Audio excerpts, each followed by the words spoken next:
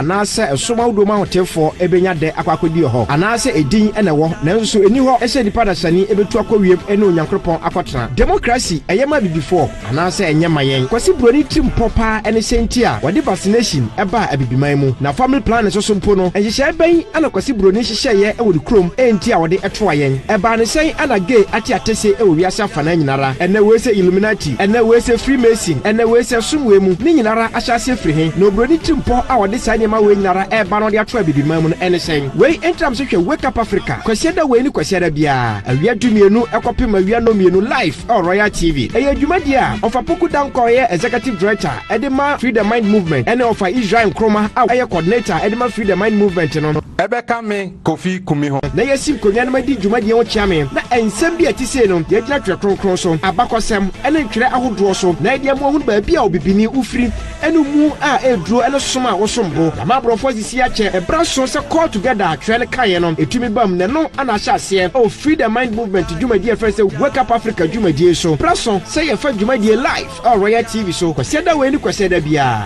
awia dumienu kopim no mienu na ya de so adwenche na wasemmisa yeye ano e de ma wake up Africa abibiman moma yen sore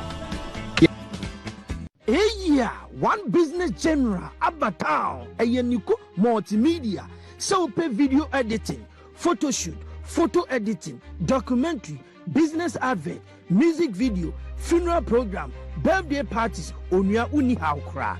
Esan say Niko multimedia ebeye nyina. Nesu yenwie yo. So we your wedding papa bi. Niko multimedia si en ha ho kra. O me cover ni nyina ma. So we are sorry anaso say we edwumakuo bi a o pesa u streaming live o program. Aye social media handles na. Aye Twitter, Facebook, and the keka ho na because multimedia se woni how esan so mo ye ni nyina live abra program na ekoso because multimedia se omotonton gadget aye media gadget papa ebini aye audio and video equipment, cameras, speakers, microphones, mixers ni nyina because multimedia aye ho adwuma because multimedia ewo koforidia eho ana motare betimi afrɛ because multimedia ewo 0244 549107 aye because multimedia the media general our town. Thank you.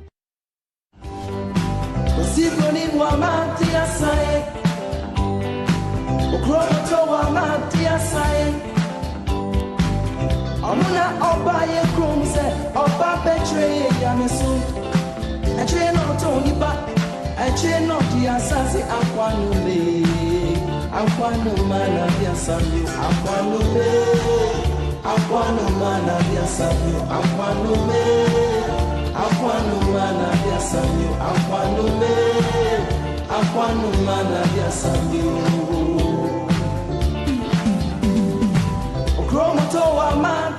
Ghana this year, Ghana mabapa sabi Jumedie no ahyase Royal Television so Wake Up Africa osomfo Kofi Kumi egwa kase matrem a ayempanyifo mienu na mene omo esinkonya na Jumedie ye de asomo eye yewura ofa ya opoku dankwa a ono ye executive director edema eku efe free the mind movement one ne ba Israel Nkrumah a ono so eye national coordinator edema free the mind ku na banyifo yi mene o kase o matenase onua enfro onua busia enfra busia na odofo enfra odofo be glued to the seat isan say juma kasie yi ya sha ase amesa premo ato ene eye third May na onim say jumadie yi premo to say ya enye asem kuma kra ane ya trase ya de ba be ma back to back senia da ofampanyifo eye no o matenase o mo de ba be ma na ne senti onim say mpanyifo trase a ofa ene kan ye o say bibia asie bibia aye atro nada ahinta nipa a eye nipa bi ena aye ne saa no ono otrase bia kwase da bia na enu nti no gemre fidikasie yi so na waye den wada na di na afei wayi apie na kire se entro no wode no kware apia entro no afi ho eno ena oye no kwase da bia one ne ba eye Israel anunti ena so omo da be ma o ne senti na wotwene na mpanyifo etinase no kware na omo yipie ye e ma ye hu se eye UN eye United Nations a ye nyina ye nim se Ghana yesem na yenim se eba ye se eba beboa yen ye ba ye se eba be siesie yen eba ye se ebe ma ya brabo ya setena aye kama anka mpo ade ya friend ntokwa ye hu bi ohia ye hu bi ye friend sen okom pai anka ye hu bi esan se UN okọ omuhihye mu a omo wo goals eye anisuade hunu ana botaye omo de asi omo ni so se saa botaye wei ya friend UN no ya frefre oman bia se ye nyina nka mom na ye hwɛ na saa de wei ye hu bi da na odofo heno na ofa e ma ye hu se with science say ye goals ni nyina na omo hihye ni nyina no omo enya no omo bagu ba bi nya no ne botaye ni ti o a omo de ti UN na mum no omo won hihye botaye trimupo bi enu nti ofa bia so ma ye hu se trimupo ni nyina se na America a oye saa oman no Catholic ana Vatican abebo modern apagya no na wama ne tumi bi na saa tumi no ode ahyehyɛ emra ene nyema bi on pese omhyehyɛ ma wiase no waye enu nti UN no America ne bedi o ma America bedi anim na war second world war ena America fa kwanyina sanyina aso ena omode omhuwura mu se be ya saa nhyehyɛ ne saa tumi a na omo pese afa o metimi de nhyehyɛ ama wiase no ma control wiase no saa de na timi abam saa timi po na timi abam ama wom enu ti ana omo ti UN no na nya se ebia UN no se nya be kan ho abom ya ye baako ntokwa bia nsi wo ba bia ohia yetu ohia se yetu komase na nya no isan se omo ti UN besi enne okom even Ghana hakura no okom wa ha ohia wa ha hadendina senka wiase nyina ka omuntuma na equality enema wiase nyina wo no ye nyina ye eche ne pe obi ansisi obi a anka me unia ka ofi senka okom anka ohia anka ebehu ne ye hu no dabi nya sa na te enu nti last week offer ema ye hu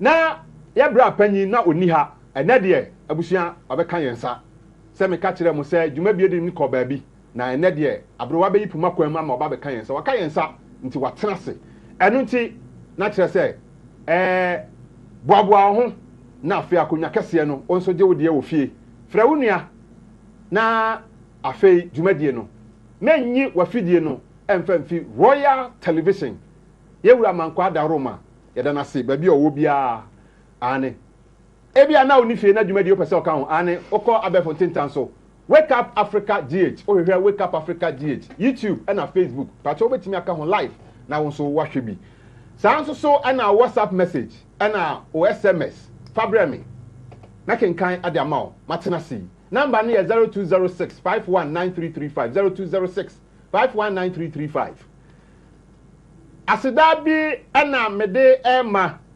eye yewura fofobi ane yewura yi de yetene so a na ya sori isanse obone ho modern ye pa free the mind waso mutwe Hebrew okuram a wabeka abusua ne ho asesei enya asemkuma ne asemketoa na yara na se ye pa won djuma so ene na nwanwa djuma obo yewura no ene ye ka no ba bia wo bia yewura fofo bi obo ade nhira obo ade kesiye ena yesre de ma o se obekoso apagyaw no aye okese no obo wo ne wabusua nyina ho ban se be ya djumadie no se ne wasom no umboto na wonya mre na mo begina brane obegina akosida obade enhirawo afei ye beda mpanyifo na di na djumadie no ye de ahyehye so ane Israel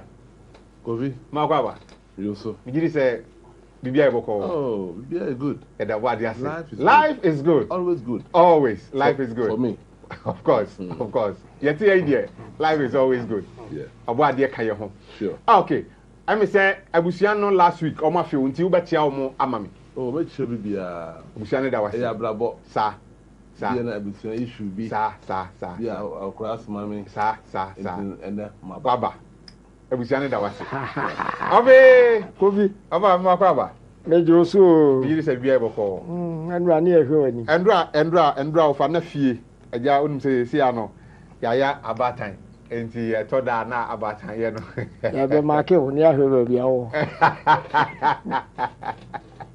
okay anunti ene ndo a ofa ye ntumi amba no ketwa no na ontiapo ha nti na yese mitumi ehwe echire ha ofa mpacho emise mabo dwumadie ne tofa last week UN nsensem no emise ndo last week ubie mu mabusuani nyina hu nyanyina so na sani aye no abusuana aye krado enti men se mekra dan bia de ma bia mate that's ye di ka e be chi ahwefo nyina ahwefo ejo sofa na our Africa e chi awa wie okay enra eso mo ye busy pa ma hu photos mu bi enti wo de e be ka sa chiri no kure kofi last week we wie no na me kan say no ye nyina mfa ye ni hwe United Nations some people now kind if you say ensakraye bebre bebe wiase ni nyina no o mu hwe chiri pa na no aye hunu say enya asomdwe bi nti na United Nations buy demom e be create the home for the beast America for year one prophetic adwuma by creating the United Nations senia won benya amanfo nyina mi aka ho abom na last week mi sa kan say e hona Sunday law bia bebe bia say ewiase ebeyi da ba ko asi o ehwe asase no wa bre nti esa asase di na home e da be ni enyo nti ye mfa obo ade ememenda on be father fufo ye kosiada eno mdi bisi o say ewiase e obi anyi na home ana se kosiada ne yemfa nso anye saa gira yesie no wa ma me di o mochi no unye sika na de ato aduane edi enti ne hia ma say ye koye niwu no enema e ba besisi no ehu chen dia besin ko enti se amfa eni anko ho a ne anhwe ne anhu se ne enema si ko a bibia be ye basa maye enti na nso ye beto aso ni United Nations okay and am say hu say the home of the beast no o ma me ati ase say by 2030 ebenya a world leader if you say babenya a global governance system enunti 2024 ansan omu ko General Assembly ama o membia kwa akokasa no wo yi na mienu si ho e kan say ye koye nim no United Nations no ensakraye eni niema bi ase ye se ne betimi anya adwuma no ya som dindindindi aye no ese kokohia na 2 days no you take certain decisions na conference no mo ko anasa summit no omo friend no say your friend no summit of the future okay dachi ana wo ko hia no ko bobo niema bebre hu no so mo jitu mu no mo say no your friend no pact for the future nto ma hihye niema ni nyina wie na United Nations and sheda nye an association for countries to cooperate and no ateki a body bi ayeko yenim ne ebehu and in between September 22nd and 23rd 2024 and wo mko hia ya wo mko die eniema bi to first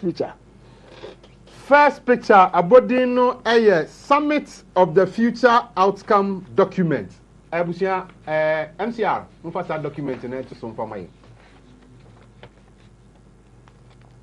na document no ma yahu outcomes na bae no okay this was the parent document okay copy the one had copy back pen na me wo okay ntina na me dey obi answer bisi form ana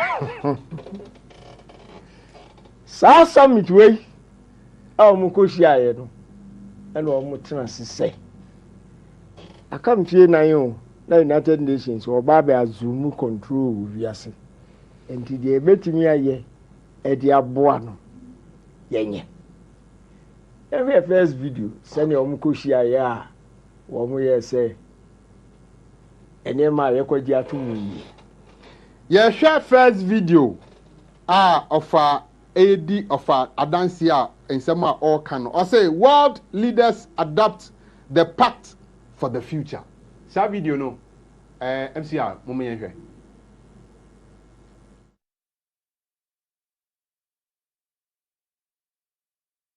World leaders began arriving here in New York City on Sunday as the ink dried on the 56-page game-changing United Nations Pact for the Future. But as delegates gathered inside the General Assembly wall, there was some angst as Russia put forward last-minute revisions to the document. Finally, the revision was put to a vote, with Antonio Guterres' eyes firmly fixed on the voting board. It is so decided. The Pact for the Future was adopted by consensus. We are here to bring multilateralism back from the brink. I called for this summit to consider deep reforms to make global institutions more legitimate, fair and effective, based on the values of the UN Charter. The Pact for the Future addresses 5 key pillars: sustainable development, peace and security, youth and future generations, science and technology, and transforming global governance. Our world is going through a time and turbulence and a period of transition. But we cannot wait for perfect conditions. We must take the first decisive steps towards updating and reforming international cooperation and make it more networked, more fair, and more inclusive now. One after the other, world leaders pledged their commitment, many emphasizing the need for changing the decades-old United Nations architecture. We will not succeed in overcoming our existential challenges if we are not prepared to change the global governance structures that are rooted in the outcome of World War II and have become unsuited to today's world. The distrust in our institutions of governance, the mistrust between the governors and the governed, will continue to foster social alienation the world over at the very time that we need to find as many people as possible to shape a new world. The multi-day summit for the future precedes the UN high-level gathering that will also take place right here in New York. On Tuesday, world leaders will once again have the opportunity to address members. While the Pact for the Future now cements the UN's path forward, it'll be up to governments from around the world to ensure its implementation. Jody Jacobs, CGTN, New York. Abusia Royal Television Sunye Wake Up Africa Jumedie and Awoshe no. Ose omashia dwendwene na maame na asem no kan no ose to shape a new world. A new world ben your world dada ye wiase ewe eye wiase onyankopon de ma ye enti new world ben biom na e kire se of asem na oka no no kore omu hyemu kina ama wati bi se omu create wiase foforo wiase na omu wo mu no ne onyankopon wiase na wabo na ode ama ye ni nyina no omu se enye papa ti of atena hafidie yi so aka atirem se engofo bi ewiase no omu sesa no ese omu hye mra foforo omu ye niema maame no ose to shape a new world enti eya dansidi a kire se sei obade mra anase wiase ayenim ayebeto ye nananu beto ye no enne omu sesa wiase no omu dane no over yo kofi enti wacheche mo bia enhwe next picture. The next picture no abodi adaso no eye the United Nations just approved the next picture, sorry if I'm talking find me. Okay, press release. United Nations adopts ground-breaking pact for the future to transform global governance. Me pato sa picture no mufa ento so enfamayen. Okay. Picture no na de to so no na ye kan ye da so na ye kan no. As a press release, United Nations adopts ground-breaking pact for the Future to Transform Global Governance. New York, 23rd September 2024.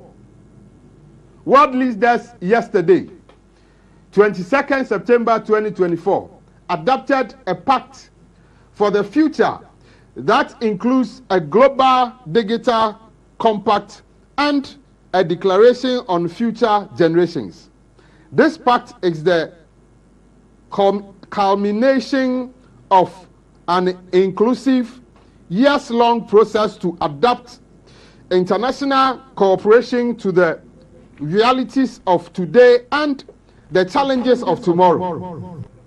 The most wide-ranging international agreement in many years, covering entirely new areas as well as issues on which agreement has not been possible in decades. The pact aims above all to ensure that international institutions can deliver in the face of a world that has changed dramatically since they were created. As the Secretary General has said, we cannot create a future fit for our grandchildren with a system built by our grandparents. Yana na no mo areas yana na no mo ne man hyehyɛ ya omode ma ya omode akyerɛkyerɛ ya omode ayɛ no omo se atwamo ya cake enti ana na mafo no ye ma na nanom na ayɛ wo ma omo ba no enye ya na nanom ne ma na omode kyerɛkyerɛ no ene ye bɛkɔ so a de akyerɛkyerɛ wo enye sa wiase no omo bɛyira omo hu omo nti ase omo bɛkɔ tamnam ejansa na wiase na dane nti ɛsɛ ene wiase no ye dane no nti ene omo se omo de niam afoforo na aba over Kofi. Next picture no abodin no aye press release. UN approves bid for world government. Sa picture no uma yenhwe sa picture no. Okay.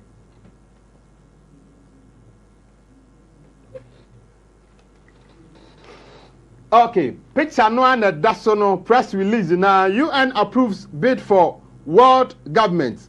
Congressional X-prayer spaces and intersexes efforts rewarded. Okay, of a baby of a makisa yen kaino and yebe kan yi. Oh my God, infant here. What's 9.5 as well?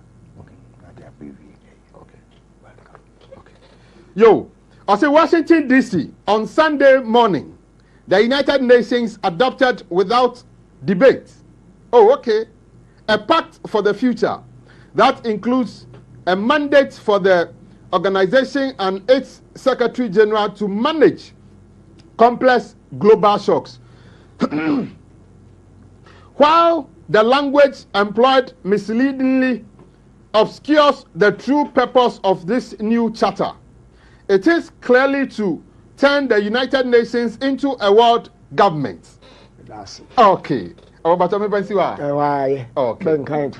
Okay. I was about to they will moon say. Yabeka COVID mrenu drew ye no. Ekoba say na wiase nye prepared say bibi say e ba betue.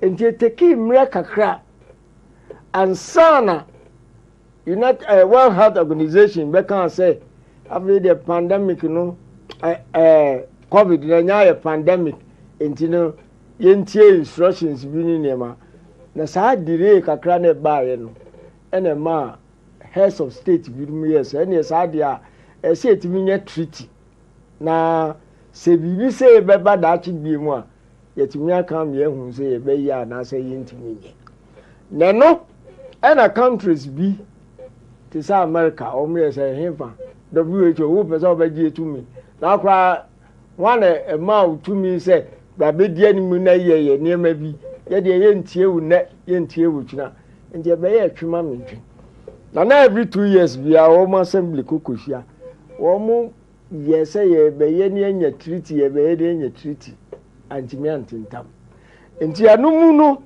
na pact for the future ye ba ye no na 2023 Antonio Guterres aka or the proposal bi akoto say ekoba say sɛ crisis bi anaasɛ biribi tiri si a ɛsɛ assembly no ma secretary general tumi wɔtumi dealing with global shocks no nso ɔmo ntumi ankyerɛkyerɛ mu a mmea nhunu sɛ wei anaasɛ wei ɛno nso aka no funam nti wɔn kɔhyia pack for the future no na yɛ one major concern na wiasefoɔ nyinaa yɛhwɛ sɛ bi a yɛbɛbɔ agu anaasɛ yɛmmɔ mu nti mmerɛ a ɛkɔ baayɛ a yɛka sɛ yɛagye atom sɛ secretary general ɔwɔ tumi ɛkɔba sɛ biribi si wiase na ɔstate kasa ɛnɛ ɛfiri na ɛkɔ yi sei ɛsɛ ɔman biara di akyire ntumi nka sɛ wode ɛwo nka ho wobɛdi akyire paa ɛfiri sɛ wo man ka ho ɛne ɛde tumi no ama nti wɔn mo gye to mu no anaasɛ wɔn mo yɛ conference no ne nkɔfoɔ de wɔn mo journalist akɔgu wɔn nti ɛkɔba sɛ yɛagye ato mu o ɛna journalist baako wɔn no TV station frɛ sɛ ɛdeɛ na asi yɛsɛ nsɛm a asi di yɛhwɛ next video. Your next video no abɔden no yɛ the United Nations just approved the framework for a one world government. MC asa video no muma yɛnhwɛ.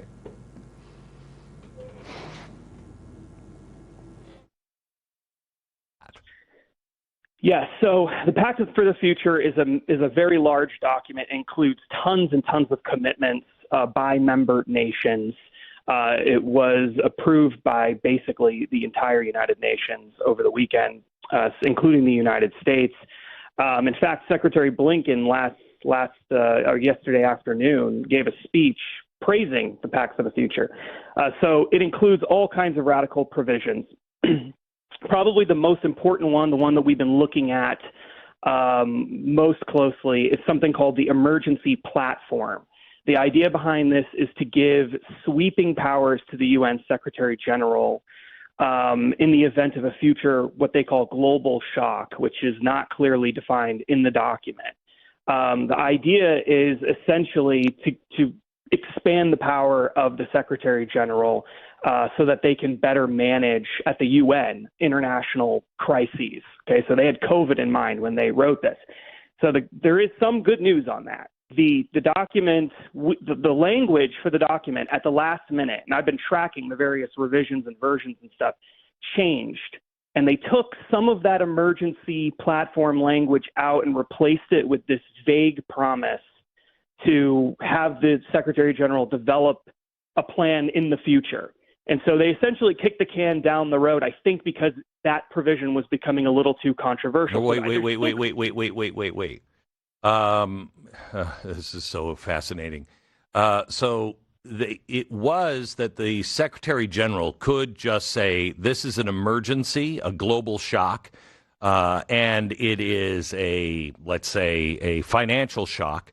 And we've got to stop everybody who is disagreeing with the central banks. We all have to stand by the central banks, and we have to do this and this. And he could dictate what happens in each country, could he not? That's the way it was originally written. It was really vaguely worded to give him sweeping powers. Correct. While also respecting national sovereignty. They would throw in language like that, but to give him sweeping powers in the event of an emergency. Right. Correct. Okay. Now, did they write this in the way the Democrats write things, where it's passed and it says pretty much at the time of implementation and at the discretion of the secretary, such and such will happen? Did they write it that way, or does he actually have to come back and propose things, or is it at his discretion? He has to. So in the up until the very end, the draft was very specifically asking him to give, basically lay out the specific plans for an emergency platform.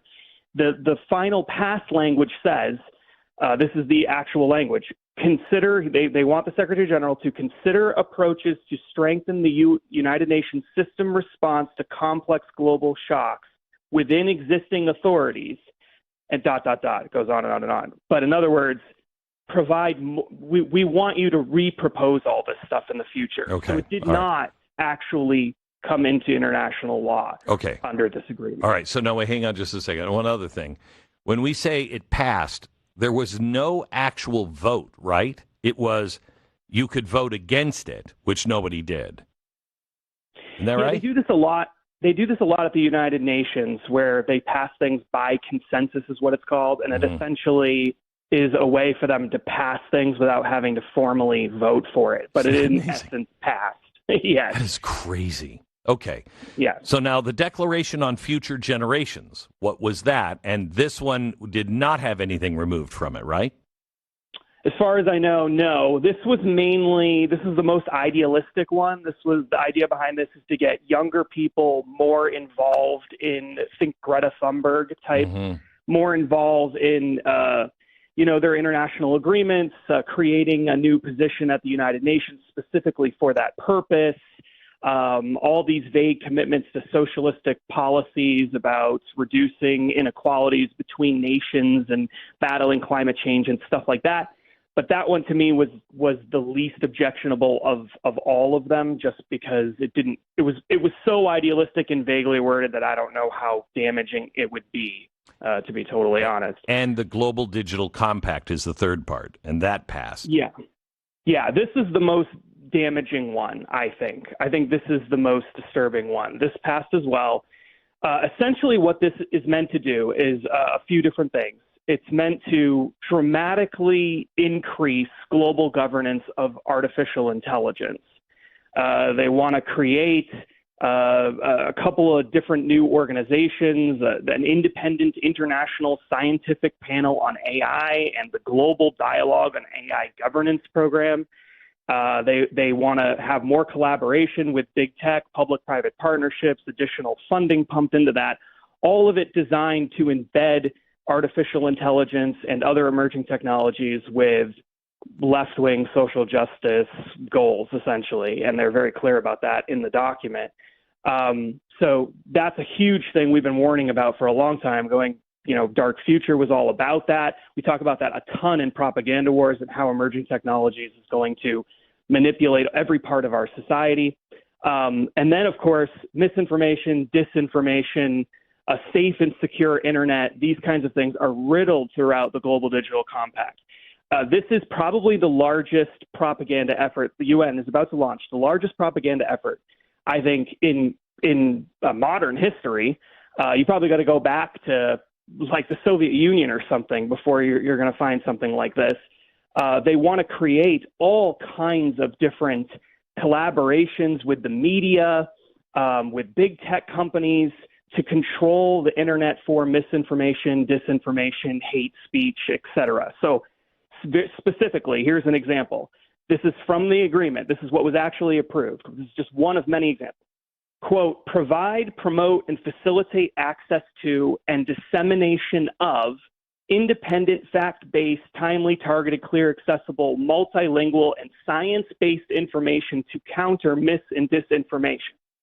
Strengthening independent and public media and supporting journalists and media workers. Obviously, we're talking about people who share in their values. So we're talking about creating fact-checking apparatuses at the United Nations, creating and disseminating these so-called fact-based, science-based assessments, which we learned during COVID and other eras that's just whatever the UN wants it to be. It isn't actually fact-based or science-based. And then collaborating with social media companies and big tech companies to make sure that the opposite side doesn't get to counter it. They're very clear about calling for social media companies to ramp up content moderation and make their platforms more secure and all this other stuff. So really, you could summarize the whole document like this.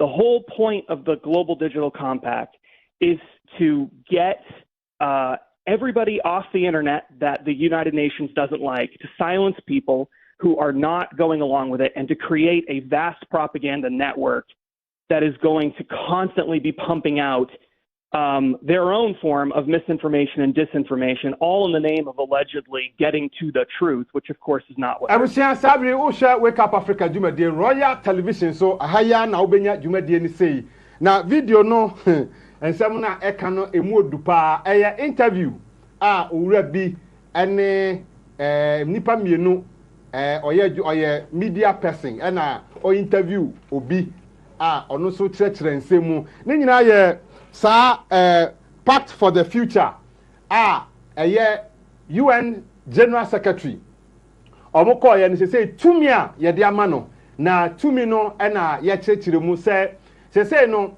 papa no yɛma ne tumi bi na saa tumi no ɛne sɛ ebia yɛwɔ ha ya na papa no sɛ yare bi aba saa yare na aba no ɔno na bɛka sɛ saa yare no ewiase sɛ na tiɛnti ewiase nea yɛn nyinaa yɛnyɛ nie ɔno wɔ tumi sɛ ɔka sɛ yare na aba no ɛyɛ yare a afa wiase nyinaa nti ewiase ne obi anye ne sɛ nea ɔno aka no nti ewiase obi anye no government bia no na ɔbɛyɛ ebia financial institution na ebia wama declaration bi sɛ sisi ano ewiase nyinaa no central banks nyinaa no say ɛna obi anye wo untimi nyɛ anything different tumi a yɛsɛ yɛde ama no enti owura ne bisa sɛ enti sɛ saa tumi na yɛde ama UN Secretary General no ɛyɛ sɛ ebia bibi ba ɔbɛkɔ to UN hɔ sɛ ɛyɛ membership enti ɔde bibi ba ɔbɛkɔ na wakɔhwɛ sɛ ɔde akɔto obi anim sɛ yɛn vote na yɛnhwɛ obiara nso so vote baabi a obiara gyina daabi obiara ni saa vote no te sɛ saa tumi ni nyinaa yɛde ama ɔno nko a enti ɛho ni kwan sɛ ɔbɛfrɛ obiara sɛ obiara mmra na yɛmɛto aba na yɛnhwɛ sɛ ne yɛkɔ so no yɛkɔ ne sei ana yɛkɔ ne sei ɔno yɛde saa tumi ni nyinaa ma no ɛno yɛ one ɛno wie a afei digital issues yi ɔmo deɛ ba ama companies a say tech companies a ɔmo operate no say ɔmo de media fo ne nyinaa awuram ɔmo hwɛ sɛ system ɔmo create no ɔmo hwɛ sɛ ɔmo monitor obiara okasa woka o nneɛma a woyɛ wɔ internet no so media no so social yi no so nsɛm wo nneɛma a woyɛ bia no ɔmo hwɛ sɛ yɛ follow key wo nsɛm a woka messages a wo ma bibia no ɔmo follow pɛpɛpɛpɛ hwɛ sɛ wo no wo nsɛm ne wo nneɛma a woyɛ no etia ɔmo hyehyɛeɛ no wo kasa tia wo sɔre tia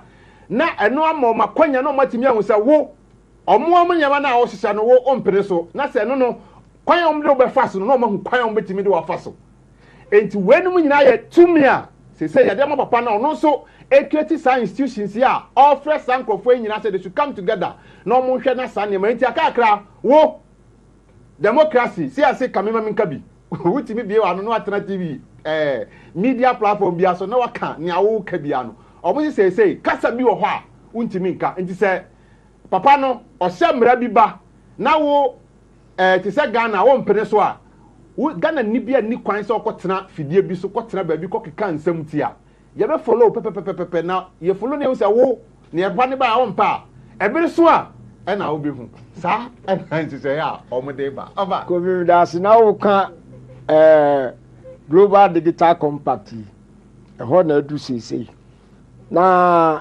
nhyehyɛeɛ a wɔmo yɛ ma ɛno ho no ɛyɛ adeɛ a ɛsɛ yɛhwɛ ne yɛhwɛ bio ɛfiri sɛ nneɛma bi wɔ mu a yɛakɔmete aman nyinaa biribi te sɛ dɛn internet ɛyɛ ɔman biara sɛdeɛ seesei sɛ wobɛkɔnɛte enipa biara sukuu biara hospital biara ɛsɛ yɛde obiara ba na anim deɛ nti a ɛnsɛ sɛ yɛgya obi wɔ hɔ ɛfisɛ sɛ yɛkɔ Revelation 13:16 to 17 no and he caused all rich and poor short and tall to have a mark as a set mark of the beast no yetimi me yi obia wo de yɛnhwɛ your friend say the next picture okay yo share the next picture now I say on digital cooperation ɛno ɛna yɛhwɛ okay ɛno ɛna yɛhwɛ okay aha abusia ɔsɛ afapacho ha okay ɔsɛ on digital cooperation ɛno ɛne the next picture yɛhwɛ na ɔfa market baabi ɛde ama yɛn MCI for the Tosono on the digital cooperation. Baby, of Amaka Mayeno, Enna, ye can ibra, intimpacha, Monja Musky, or Bedreto so at the Amamo. Or say on digital cooperation, the Global Digital Compact, annexed to the part, is the first comprehensive global framework for digital cooperation and AI governance. Okay. Second one here, at the heart of the compact is a commitment to design, use, and govern technology for the benefit of all. This includes commitments by world leaders too. I say, connect all people, schools, and hospitals to the internet. Second one here, anchor digital cooperation in human rights and international law. 3, I say make the online space safe for all, especially children, through actions by governments, tech companies, and social media. Govern artificial intelligence with a roadmap that includes an international scientific panel and a global policy dialogue on AI.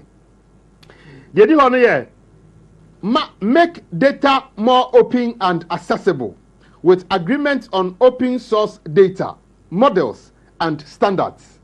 This is also the first global commitment to data governance,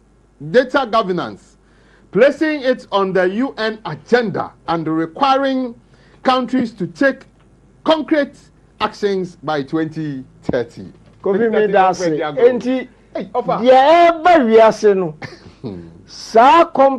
Global compact corporation as a day a year can't internet as it is today. Ye benya a new version of internet. Na sa new version and ye we ye do babe baso. Hello, me to on my na me can be say that in biano. Ye better say Secretary General no post no. Na in any case no, Minya konya we na menka say Antonio Guterres, even the one of the proposal ni call say ye man sweeping powers enyo ono ni term best 2026 ya. Okay. One by election July, May, June, July ya. Okay. Na womo yi new Secretary General. Na ehon mo no ewiase bia ibenya the first woman Secretary General. E ma mienu na ewo mu. Former Chile president Oyoba and Costa Rica vice president also former also Yoba and San Obinsu Argentina also Baba Pre because I'm saying no Secretary Generalship no ekwa Latin America. Okay. And to Guterres you know she share or the sweeping powers edima the Oba be dinner there or no na Oba be carry out a juma no na juma na nya juma da for Sabrina beast or ba internet sanity. Then say internet na some American ye be bam into one more crash say utim say internet na ye urban abie ye na wo kru kasiem ye na ta akoso one more mushishin crash ye one more titi chire enu nti na ma me can say the next crisis e be wiase no Yahweh be financial crisis because no yentin ma yehunu emra cash ye beja sika nkasa di even though you see the digital currency and the central bank digital currency Bitcoin enso ni niema oho and also ebinumu patronizing ni ekeka ho enti ene na odi ye ne atiti remote areas na ba be ka ho no ono wonim se ni sika ni okotade okurasika no de ko internet ya be na ba be kire no mfi aka no nso aka mfi na enti ya hwe ya crisis bi na be basa enti no se internet ye be sisan dia na enyina no enyina na use internet a yenim ba bi efiri Ghana ha ye ye be ko Ghana ni akɔhwɛ Ghana experience so obegye di say be 1998 na yenim internet yesi abade na so na yesi efre bibi email address eno no African online for only 2 years ka bi say Ghana boy munko com center na munko gi email address eni nema obi e wo ne na we di 20 years ono we nim history we enti no ye ko akɔhwɛ ye mfa akonya we ye nkɔhwɛ briefly internet no ekwan ba wiase a NSC ya so mu a ye ne wo TikTok ya kɔhwɛ ho twe ba bia entwe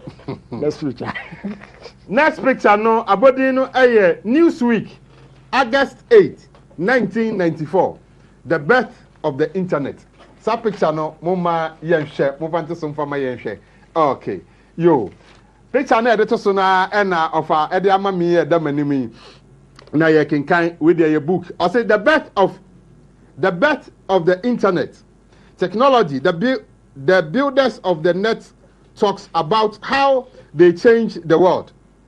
Okay, in the summer of 1969 not everyone was at Woodstock. In laboratories on either side of the continent, a small group of computer scientists was quietly changing the future of communications.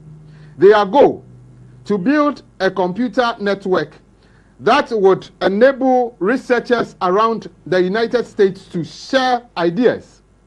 That network became the foundation of the internet. The vast international computer network that today has become one part buzzword, one part popular obsession, but its birth required a leap of the imagination. Instead of seeing computers as giants, instead of seeing computers as giants, blooding number crunchers, they had to be viewed as nimble tools that could talk to each other. After that paradigm shift, the rest was just doing the calculations of a battle. Okay. I say the project was called ARPANET after the agency that paid for it, ARPA, the Department of Defense Advanced Research Project Agency. The scientists tackled the job with a passion, the passion of getting something important done, says Otta Kati Hafner, who is writing a book on the ARPANET. The technical foundations they built in 1969 are still in place today. At the time, there was no standard computer operating system. Machines generally could not communicate with each other. Even with machines that were compatible, the best way to get data from one to another usually was to physically carry magnetic tapes or punch cards and insert them into the other machine. Mo, you share the next picture. Okay, the next picture no, abodino come awake, July 22nd, 1997. Origin and design of the internet. Sa picture no mo fanti so mfa maye. Okay. Eno na edaso no, I say origin and design of the internet. Awake, July 22nd, 1997. The internet began as an experiment by the US Department of Defense in the 1960s to help scientists and researchers from widely dispersed areas work together by sharing scarce and expensive computers and their files. This goal required the creation of a set of connected networks that would act as a coordinated whole. The Cold War generated interest in the bomb-proof network. if a part of the network were destroyed, data would still travel toward its destination with help from the surviving part. In the resulting internet, the responsibility of message routing was thus spread throughout the network instead of being centered in one location. In large part, the internet, now over 2 decades old, has grown in popularity because of the use of browsers. A browser is a software tool that greatly simplifies the process of a user's visiting different locations on the internet. Kofi medasi. Enti briefly no, yehu internet video bi beba. Okay. Ebe explaining niema nyina ekwan a internet operate ni nyina bakwe ni edi kan kinkan ye ne pa kinkan na ye kinkan ye di amai. Okay. Saa na 1970 owura bi a Achie Jimmy Carter be president, or no national security advisor. And your friend Zbigniew Brzezinski. Brzezinski 1970 and no true book B. Book no title na Between Two Ages. America's Role in the Technotronic Era. Cover of the book no next picture photo. Next picture no a cover of book Between Two Ages. America's Role in the Technotronic Era. Zbigniew Brzezinski.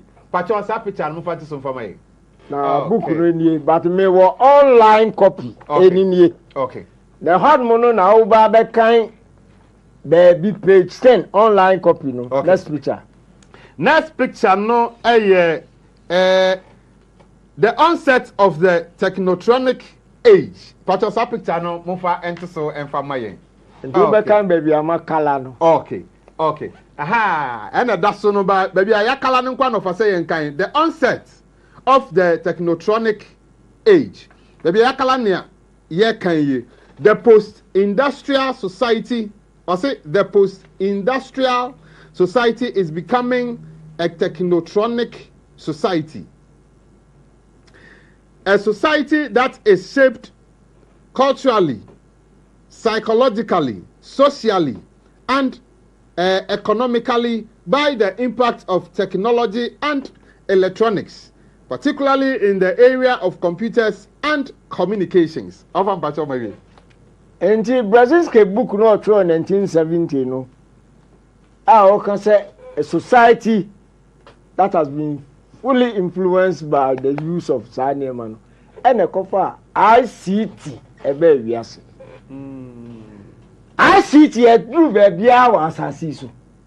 Okay. And nkwala yenche nkwala no ICT and yenche mpanimfo edru baby kwa na market women we ye eyima omuso mu nyina beti computers enti wo beja ya wo ansa na computer o la mo fa mo nse mu free so born before computer afi number afi sua de ya toto papa ho se bia me kura na me ka bi kire me ma enti ene ya o mu hu se me nia me information yi daddy pa na ne dia o tia na o anse minim dia me ye no me nya digital footprints me ko so akoye ba me chi bayira mo enu makose mu ena munya ya na nka mu free mu enso hu ne ma de egu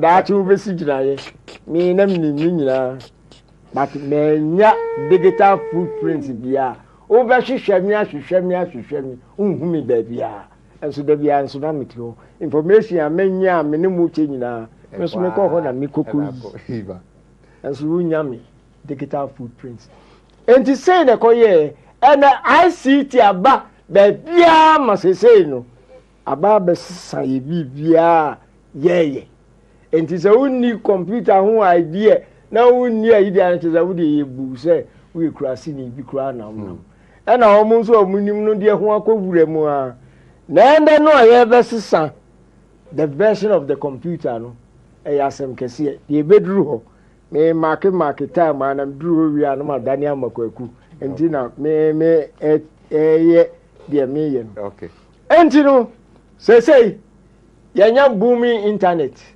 yɛnya computers yɛnya TV ɛne yɛnya telephone we no need the tools a yɛde control yɛn wɔ wiase ICT ɛno ɛna yɛde abrɛ yɛn a ɛnɛ no yɛntumi hu deɛ yɛyɛ na meka se yɛbɛhwɛ Ghana experience graphic ɛnɛ manya technical hitches nti mentumi anyɛ photocopy amrɛ mu nti mede raw one ne bae wei picture no okan wi anam de amam ɔse picture na yɛhwɛ no ediso no yɛ Daily Graphic 3rd June 1996 Information Revolution dawns on Ghana. Okay. Emra Ghana ye transitive from typewriter machine to computer system no and a graphic ba me die in 1996 and who still mono tian me dey see better me man aduane ni edudie ene ade ba ya mo hu eniema bebre se ne si 1990s no ye free computer typewriter ni akọ computer woman no manya nimdie kakra wo saa computer studies ho no emum bi na start so mo import to computers am to ko obi office na say computers wa it mi jira ho hwa 1990s o utimi ko jira ho hwa je say ayo nwanwa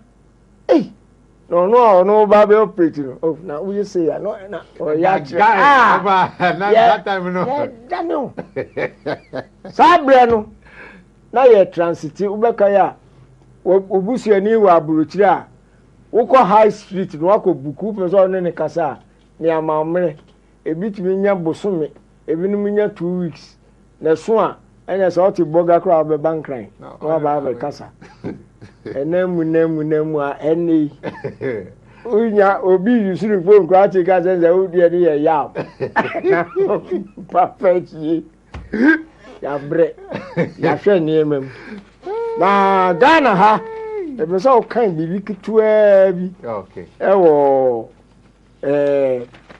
graphic even one kind bibi dia ren ka ban fa makra nkai okay all you need to know about okay yo ye kan graphic of edit ye de to so no ne middle page no we anya graphic graphico Daily Graphic Monday June 3rd 1996 papa fairway na shate and that's kura munuza no yo I say all you wanted to know about the internet. What is the internet? People who claim they can answer this simple. I say people who claim they can answer this simple are usually simple lying. They may start off using plain English, but they will soon start speaking gibberish and gibbled gook. Over the way, the nyazem get off. I'm the glosolalia. I'm the nyazem get off. Well, you know, I can guarantee that within 6 seconds they will be talking about ROMs, and megabytes, and it is downhill all the way after that. The internet is, to put it as simple as possible, the collective noun for all the computers in the world that can be linked together using the international phone system, speaking the same computer language. How did all begin? Question I will be saying. It began in the late 60s when the American Defense Establishment decided it wasn't terribly smart to have all its computer eggs, as it were, in one vulnerable and nook-able basket. So academics and communications experts worked out a way that computers could be linked over long distances using telephone lines. Since then, this web has spread like bushfire and now like circles around the globe. In August 1995, Ghana joined the few sub-Saharan African countries to have full internet connectivity. This historic achievement was brought about by cooperation among several organizations, including Network Computer System, NCS, PIPEX, and PIPEX International, the Ministry of Transport and Communication of Ghana, Ghana Telecom, and British Telecom. With the explosion in the worldwide internet, it became imperative for the network in Ghana to be expanded. One of the primary constraints facing the expansion of the network was the lack of adequate or sufficient direct exchange lines, DELs. So it was impossible for NCS to get dial-in lines for subscribers. However, okay.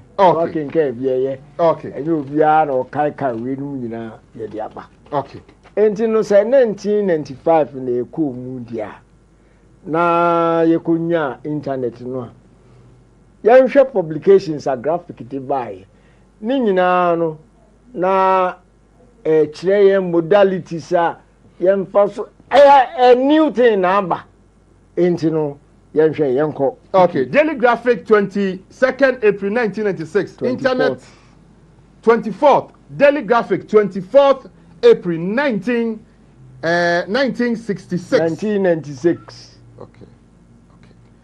Okay. 1996. Internet seminar at Golden Tulip. Okay. They did honor of a yanko. Oh, almost fantasy. Okay, we patch us out and no fantasy and family. Say, and can be biao. Okay. Okay.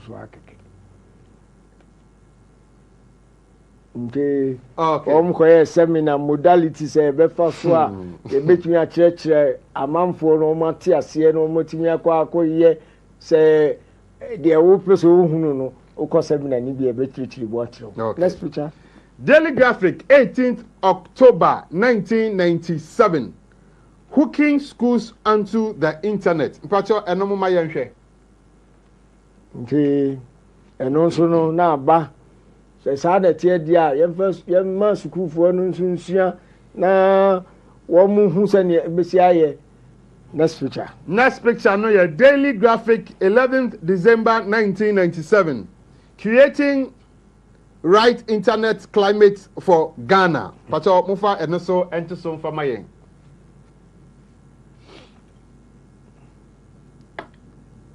Okay. Next one your Daily Graphic 20th January 1998. Internet conference opens in Accra and also Mumayen share. Computer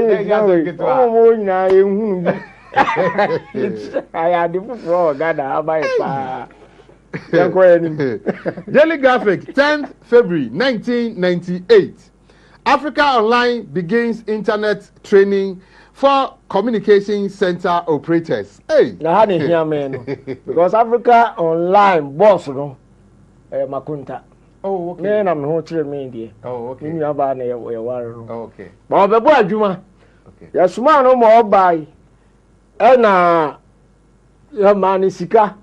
Sani Ghana for ebenya free email address. Every ho be kan nyina.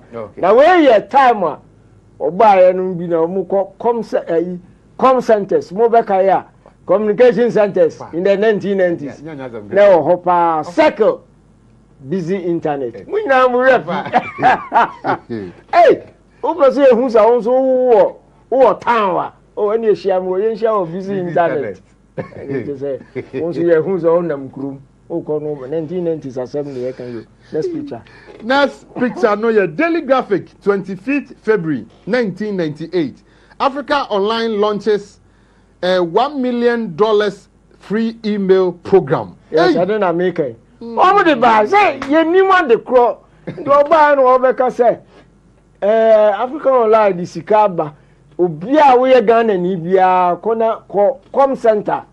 Now ko hu wo mu a ye betia we ke mo nya email address.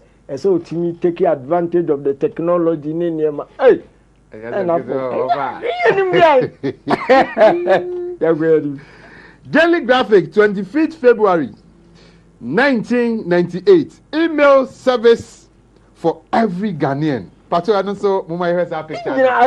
Africa Online, near me, Sikaya, send you Bia Benya address. Now I communicate. Oh, Father Craig. Daily Graphic, 4th April 1998. Have you got your email address? Advert no a graphic. When you contact the nearest com center, na ko email address. Have you got your email address? Kona ko ye free ye twaka dada. Yen konko ye. Na ye ko ye we nu nyina. Na me di we nu abba e ba be refresh your mind bio. Na fi yetimi ehun se. Email address nko ani ese enko ye no. Na e de ba be. Ene ko akutimi nchen. Ono email address. Me bi san se ne ko email address ko e de ya ontimi nka. Kan haka kre. Okay.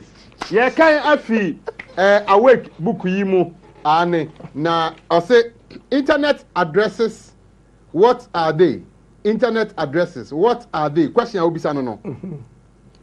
Identifying people connected to the internet is accomplished with email addresses. Imagine that you wish to send email to a friend whose email address is drg@techwriting.com. In this example, the person's identity or login is drg. People often use their initials or full name as their login. The term following the @ Gmail @ okay, yo. Or say the term following the @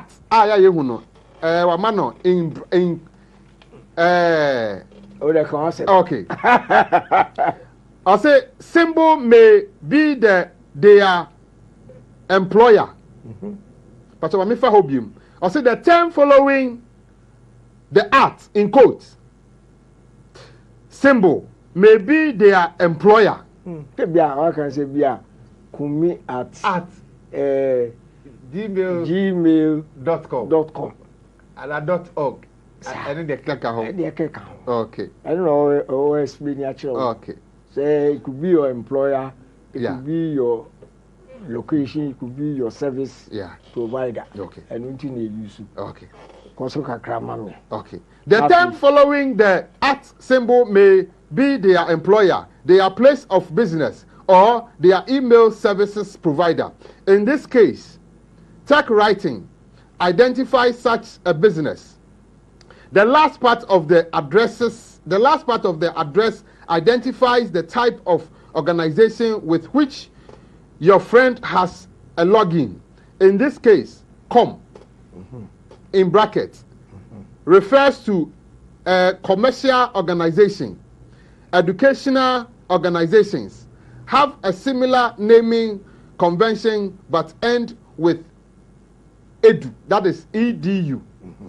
And non-profit organizations and with .com and with org. Okay. Over that. Another email standard ends with the country code of the person. For example, the address IVJ at Spicer Foods at AR indicates that the person whose login is IVJ is affiliated with the firm term Spicer Foods in Argentina. Another type of address locates web documents on the internet. Suppose that the information about research on rainforest can be found in the web document located at http://www.ecosystem.com. Okay. Working can be Okay. Now internet buy no. Version 1 edi can buy na read only. And now it is encyclopedia bia ya bie one to ho no mo a. Bia o di ade so cooking kan. Interaction bia ni. Don so cooking kan bia na oye ya. Nti akire version 2 no buy no. Sabre na emails na ba onso betimi a respond na wakoyi ba wakoyi de so ye nyina entese ne eno an igusu a ye yusu eye web 2.0 na so na md kan ye no ye be sesa the face of internet because ye drew ba bia ye ba implement the mark of the beast but answer no ye hwe next video no a explaining web 1 any web 2 no am I okay your next video no about here the two versions of the internet web 1 web 1.0 and web 2.0 that video no am say am here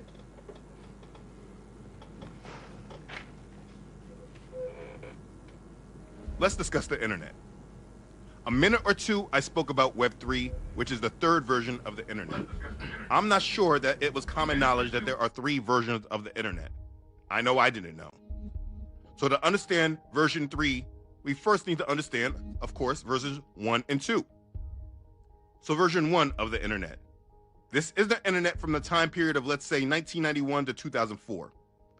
In the past, the internet was mostly just a bunch of web pages. They were read-only. You go to a page, click links, and get information.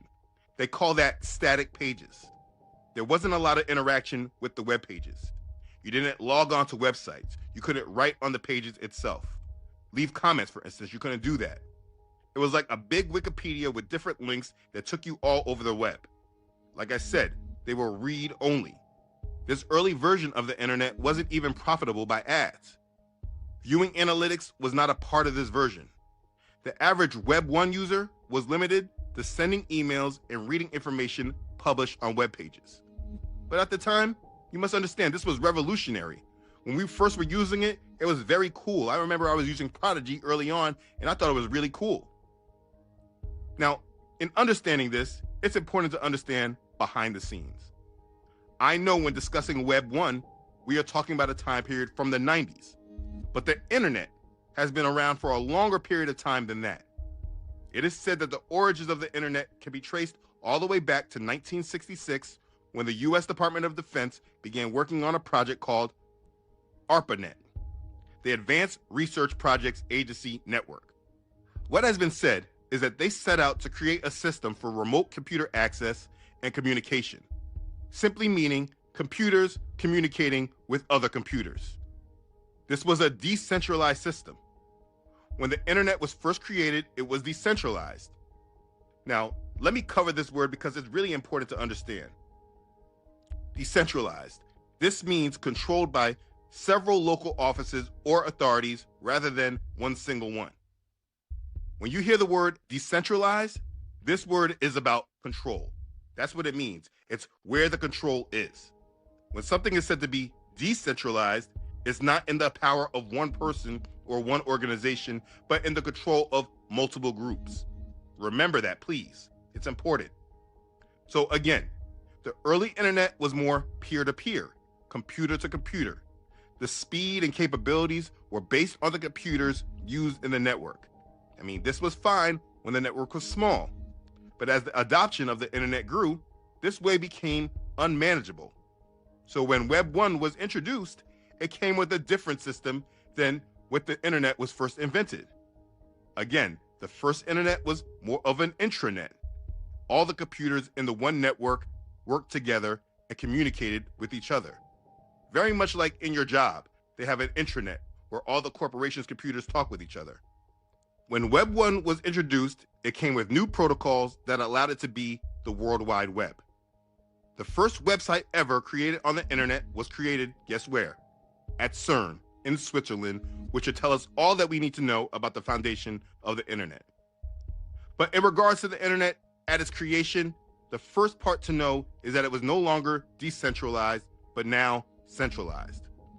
Power or ownership of the internet was placed in the hands of one group. The DNS, or domain name system, was created to handle the naming and routing of web addresses. You see, in order to create your own website, you have to go through them. That is true to this day.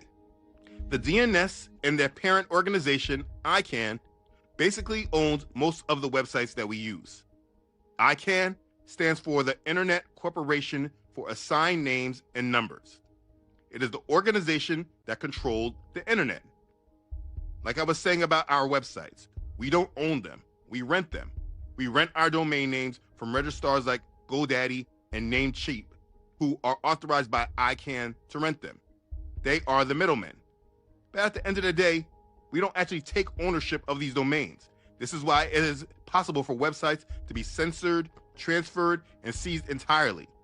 And this is the foundation for understanding Web 1. It's an internet that was read-only, that's control was centralized. The ownership and control of the internet is through one organization.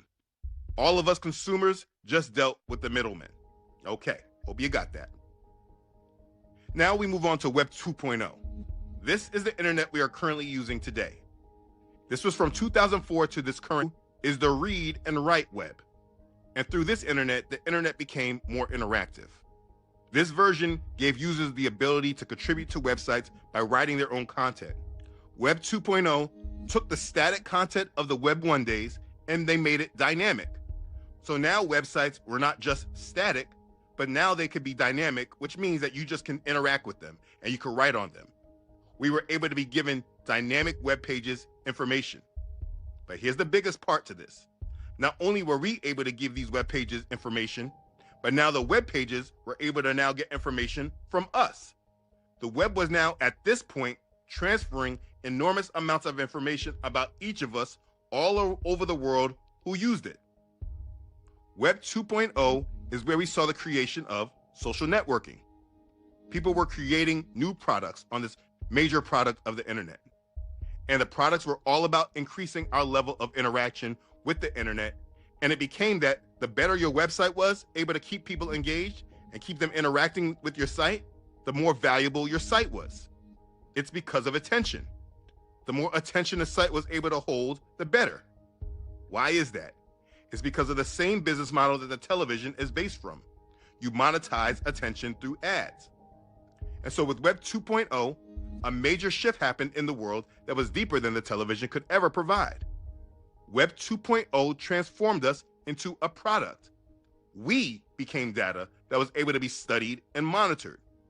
As we interacted on Facebook, as we did Google searches, watched YouTube videos, these centralized companies were now able to gather data about us so that they could serve us what they say is better content so they can keep us engaged.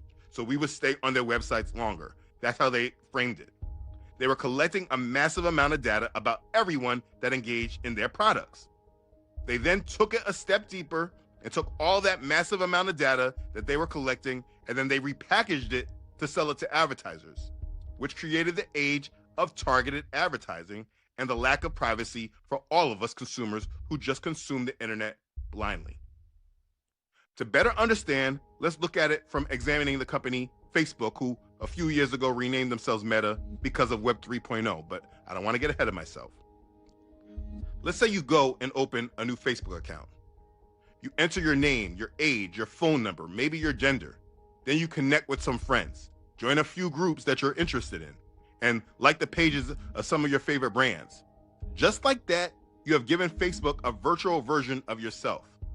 With the power of AI, this virtual version of you is constantly updated as you interact with the platform. Every click, like, and swipe is recorded and used to learn more about you. You and I could log onto Facebook or YouTube and never see the same content. We have virtual identities. Our virtual identity is built out by algorithms and sold to the highest bidder. Now, Facebook has billions of these virtual identities, and they own a massive amount of data that it rents out to advertisers and government agencies. Don't be naive here. Government agencies like NSA in the United States have back doors to these sites that they are also able to access data and profile us.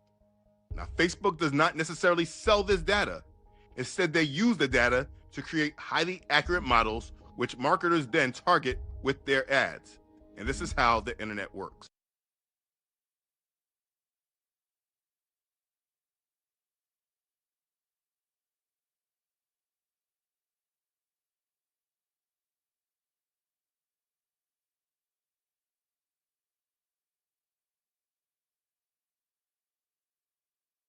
Abusia Sabri Osha Wake Up Africa Juma the Royal Television so na offer Emma Yehu internet kwanya enam so a ede baaye omudi kan on say engoboro mo nyansa pa o ade no omudi ye ne kakra enti wu da ye web one that time no open information akwotran ayini so a eba no wakenkan uwi a opese bibia wo tro ne that time gra wo ntrompo okenkan na ne opese wo ye no ye wi a na computer to computer asa ana omode web 2 afede yase bibi de Google bibi de Gmail bibi de Yahoo bibi de say ho de wo kwa ya creative platform no ese wo pe o do information o number o telephone number o din o date of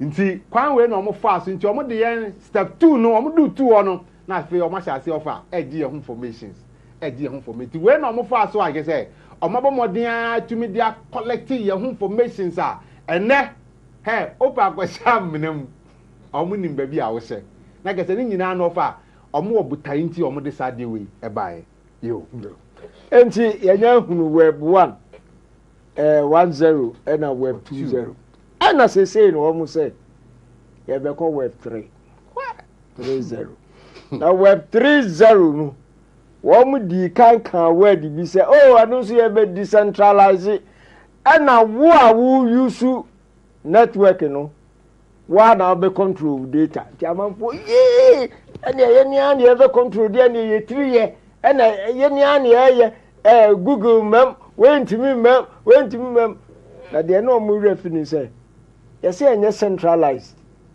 say na ti say no a Google ye ndie we ye decentralize.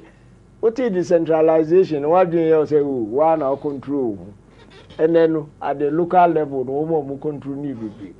And what more can say? They use blockchain technology. In so idea bia, who could say we will be or what?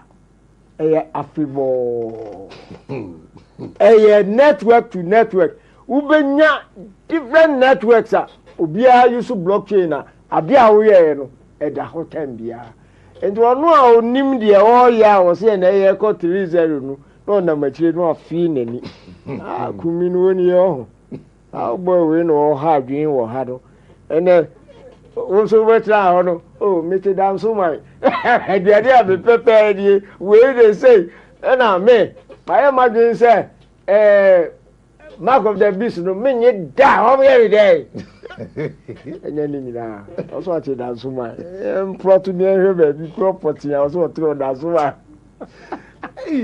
engineer ya ma wu na control dia ene no nipa e ba be wura internet ni system ni obe wrampa no wa ye dia obe no mu no my encouragement kwaku ba ye o ya me hu wa che na me mo nsha kakrai no wa yi bibi enti say record a ese etimi so den say she ni botom o yaba o de mami na madana se na makase o ne de me nyanko fie me pa ha no aka ho ya record wato ho 1000 years ye beba ne da ho enti de onu ya odi akire no de onu ba be ye no ono so be record ni nyina waje wachi eje na ukwa akwa ede ana web 3 no ye share bibi metaverse Facebook voice san o mudin say meta me so men kan ho asem na ye be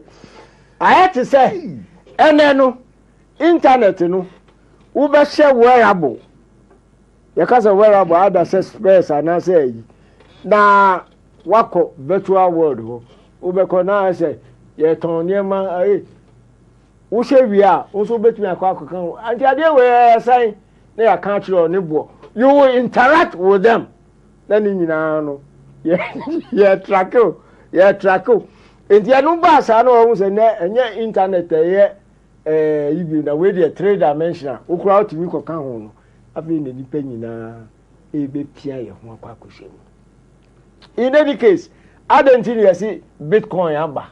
Argentina, China be brea. One with the abano, eba for a purpose. Me 10 minutes I'm a no about the casa, but answer no. You hear last video for the day. No cow web 3 no bebano. Yeah, a cow. You hear last video. Your last video no web 3.0. The coming new version of the internet to user in sorry web 3.0, the coming new version of the internet to usher in the mark of the beast. MCR, video. The internet is probably the biggest product ever created by the wolves. They created it and distributed it to us. Never really explained how it works and its capabilities, and then to hook us in deeper, they made other products to help us consume the internet even more. Until we're at a point in time where we don't even recognize that the internet itself is a product. We are so addicted and controlled by it that we couldn't even imagine a life without it. And this product is being used and developed to bring us into a completely new world. Understand, there is no new world order without the internet. But today, those opposed to the new world order probably couldn't live a life without the internet. It would be very hard. But for believers, I do want you to know there is a time coming where you will have to. The internet is a product that was made in order to implement the new world order. It made the world small enough to control. And in the end, it will lead to the system of the mark of the beast. That's what's coming. There are agendas that are happening right now that are in place that many of us do not see because we don't understand their plans. As example, for instance, did you know that they are planning on changing the internet? What I mean by that is planning on pushing out a newer version of the web 3.0. Yeah, they are. Maybe you heard the name but really didn't know what it is. I mean, I know many people have heard about the metaverse. I'm sure most people have heard about cryptocurrencies. But do you really understand what they were created for? All these tools are out there, but they are all a puzzle piece. If you put them all together, you can then see the big picture. In order to really understand where we are all headed, you must understand what connects all these pieces together. You must have a foundation in understanding of the tool that we are all being used and controlled by. You must understand the internet, the history of it, how it is now, and what the future of it will be.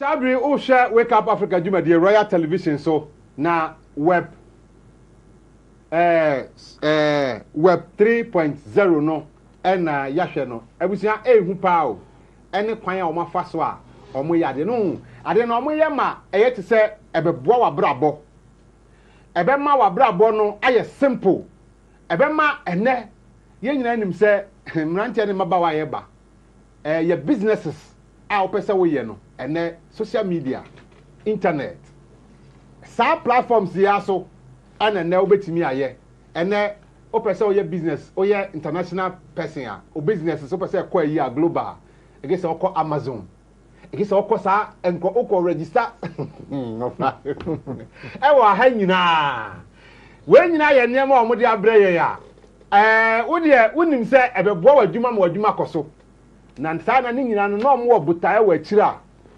omo asesenti omo ma asade ni nyina no eba ntinyama no omo plan ofa ti omo ba ma ade na eba ete se ebeboa wo ama wo ni se we de ebe mo abrabọ no atimi atumpon akwanim ententem so but now so sa omo woni omo asese wa akire na ko ya na refi garden of Eden Eve dey no kan She saw that the pleasing. tree was pleasing to the eye and good for food.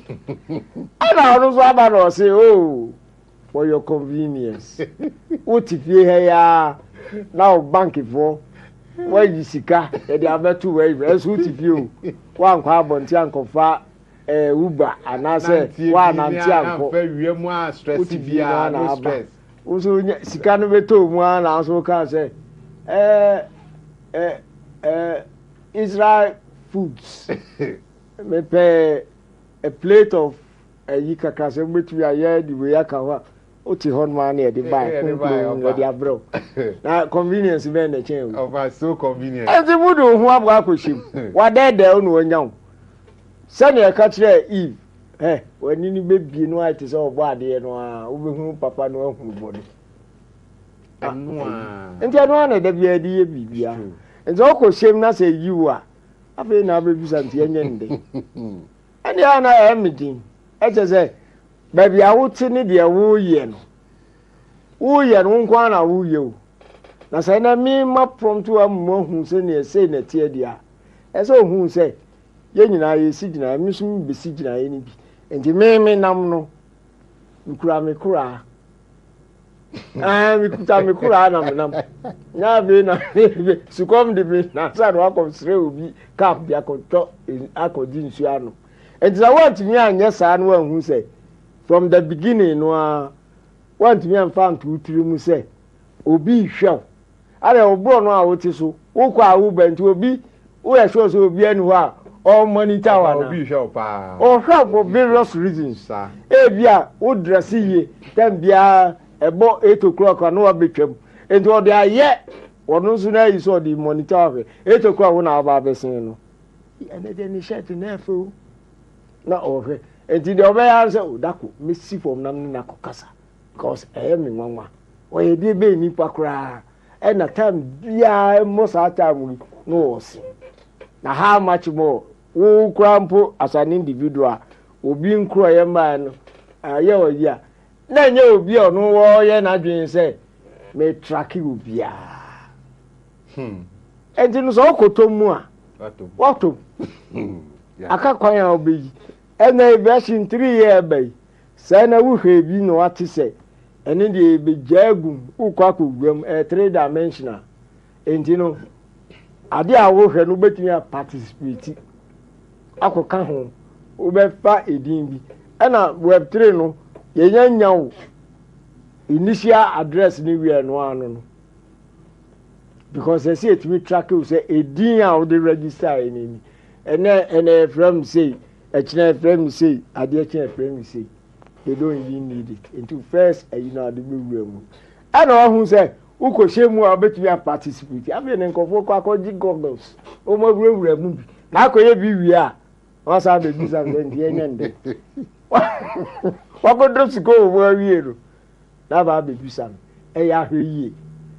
Now, mark of the beast, Romania, Brisa, Obia, Wona Massa, see soon, the Queen Bia, so, as he young.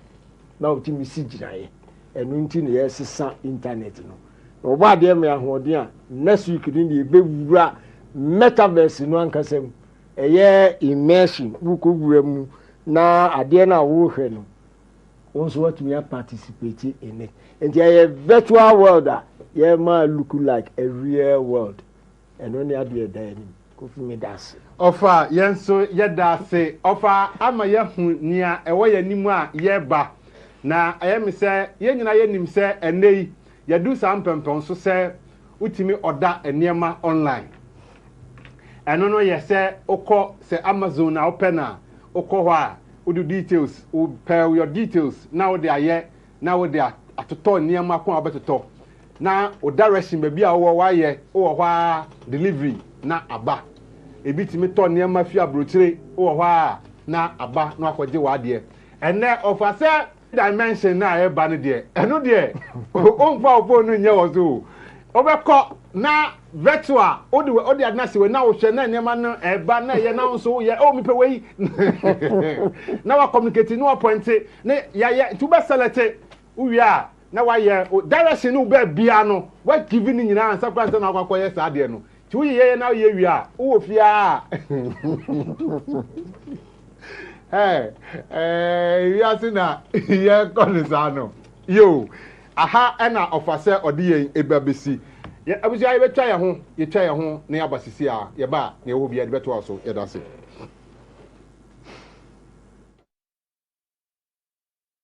Ayano Cresse, have you what Dacha Quamabiano, a Christopher Hotelfo, and answer a Soma Doma Hotelfo, Ebenya de Aquacodio, and answer a ding and a war, Nelso, a new essay the Padasani, Ebetuako, and no Yankropon Aquatra. Democracy, a yama before, and answer a Yamayan, Quasi Brody Tim Popa and a Saintia, what the vaccination, a bar a bibimaimu, now family plan is also Pono, and she shall bay and a Quasi Brony share with Chrome, and Tia or the Atwayan, a ban say and a gay at Yatese, Oviasa Fananara, and there was a Illuminati, and there was a Freemason. And the way say somewhere mu ni nyinara ahyase free he no broni timpo a wode sane ma we nyinara e ba no de ato abibi mamu no ene sen we entram so hwe wake up Africa kwasiada we ni kwasiada bia awia dumienu ekopem awia no mienu live on Royal TV eye adwuma dia ofa poku danko ye executive director edema free the mind movement ene ofa Israel Nkroma a eye coordinator edema free the mind movement no ebeka me Kofi Kumi ho na yesim konwa na di dwuma dia wo chiame na ensem bia ti se no ye gina twe kronkron so abakosem ene ntwere ahodo so na dia mo hu ba bia obibini ufiri enu mu a edro ene soma a wosombo na mabrofo sisi a che ebra so se call together twene kaye no etumi bam ne no ana hyase o free the mind movement dwumadi e friend say wake up Africa dwumadi so praso say ye fa dwumadi live on Royal TV so kwasiada we ni kwasiada bia awia dumienu kopim no mienu na ya jo so adwenche na wasemmisa ye ano e de ma wake up Africa abibiman moma yen sore Ayano Cresse, have you what Dacha Quamabiano, a Christopher Hotelfo, and answer a Soma Doma Hotelfo, Ebenya de Aquacodio, and answer a ding and a war, Nelso, a new essay the Padasani, Ebetuako, and no Yankropon Aquatra. Democracy, a yama before, and answer a Yamayan, Quasi Brody Tim Popa and a Saintia, what the vaccination, a bar a bibimaimu. Now family plan is also Pono, and she shall bay and a Quasi Brony share with Chrome, and Tia or the Atwayan, a ban say and a gay at Yatese, Oviasa Fananara, and there was a Illuminati, and there was a Freemason. And the way say somewhere mu ni nyinara ahyase free he no broni timpo a wode sane ma we nyinara e ba no de ato abibi mamu ene sen we entram so hwe wake up Africa kwasiada we ni kwasiada bia awia dumienu ekopem awia no mienu dwumadie no ye hyase ane mebranso ya du no ye beko ye bra panyi ho na afei ne wo ho bia no ono so e de ma ye bra panyi yes, I'm okay. Come Joso. I'm wondering if you ever call. Oh, very good. Yeah, that body I say. Life is good. Yeah. And me say yes, I'm reply. Wait there. Oh yes, I won't casa. And so Papa say what baby. And she the beer shows that. I don't know. Yeah, that body I say. Na ebre ene wo. Correct. Come I feel for kan. Obi ayedin. Broni. Kosoko. On fa bibi emma eblo ndin to deba e before no then say atobi na fi yusu ni mutaya abro ni no odeba ye asa wedding buy no asore na promote wedding sa minimum crampo no Pentecost for na okowale ya fa o be da Pentecost obey engagement. We engagement and no nyaware no. Na what 3 months. Ye dey no study what say. O nyam. And ebia what for your phone na person rushing na. Yeah inti. E be twen why engagement dey we no. Onko kunu ho on tena obetena papa na ma me fie na be ma no so tena ne fie 3 months.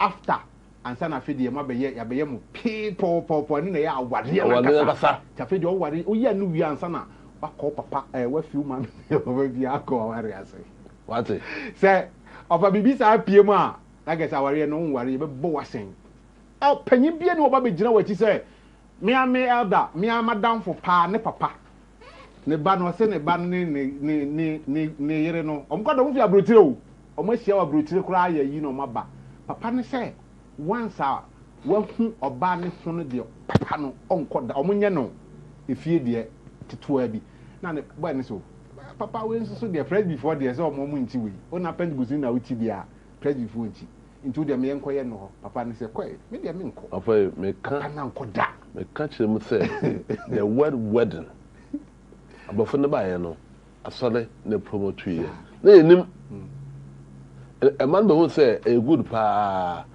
gone na after flowers na pen no a man no ni be je ho pa to open no a so one wedding o so onya dia me pe o afi na Ghana for no lawyers no etechiremu word number for buy no the loss na wo mu no I'm say eh why you here nti wo dan ba ko a